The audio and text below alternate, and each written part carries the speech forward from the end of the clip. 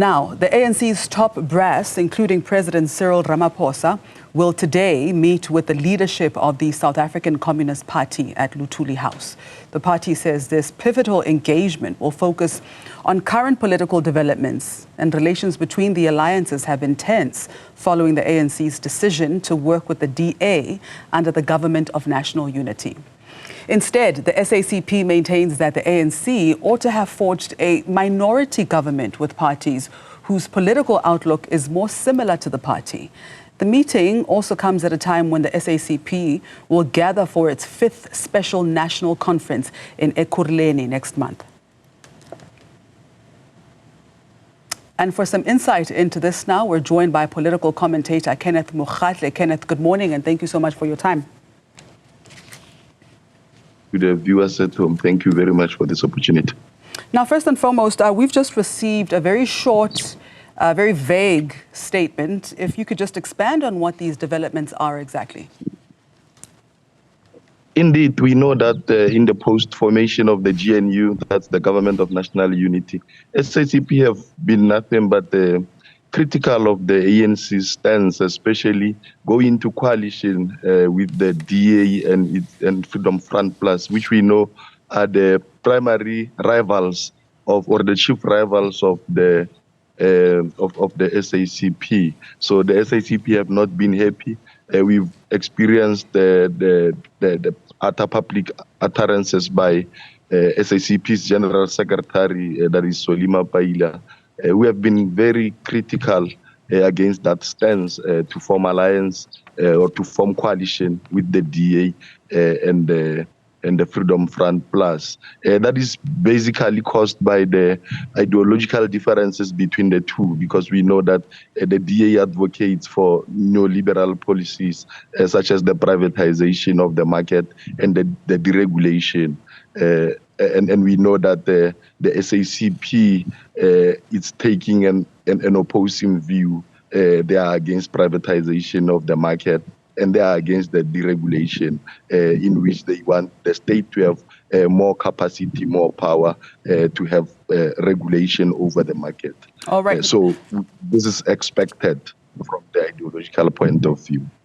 And could the GNU have put the alliances on shaky ground? Indeed, it has worsened the tensions that have always existed. We know that leading up to the 2007 Polokwane's ANC conference, which elected former President Jacob Zuma as the leader of that party, we know that it had put the relationship between the two, between the ANC and the SACP, into a very compromised position. And in 2017, it worsened again when the SACP became very critical of the ANC under Jacob Zuma, and they thought that at least under Cyril Ramaphosa, who comes from the labor movement, who comes from COSATU, NUM, they thought the relationship would change and improve. But it has worsened again in the post-formation of the GNU. So this is expected, and as you said, that we are expecting the meeting, the conference of the SACP, which said that they are going to reevaluate their relationship with the ANC, but they have not really emphasized on a possibility of parting ways with the ANC. What they are saying is that they want to identify, they want to define their identity outside of the alliance, and they want to make sure that they are not diluted by the ANC, and that they protect their independence, as it seems like they have lost their independence since 1994 when they formed alliance with the ANC. I'm so glad you mentioned this. How do you think the SACP's criticism of the ANC-led government's response to the May 2024 elections will impact the relationship? It will impact the relationship. It is quite obvious that the post-GNU, that is the decline of the ANC's electoral performance to less than 50%, it affected the political landscape of the country, and we are expecting more of the political realignment going into the next 2026 elections. And the SACP understands that. They also understands that the ground will change even in 2029. That is why they also seek to make sure that when the ship is sinking of the ANC does not sink with them.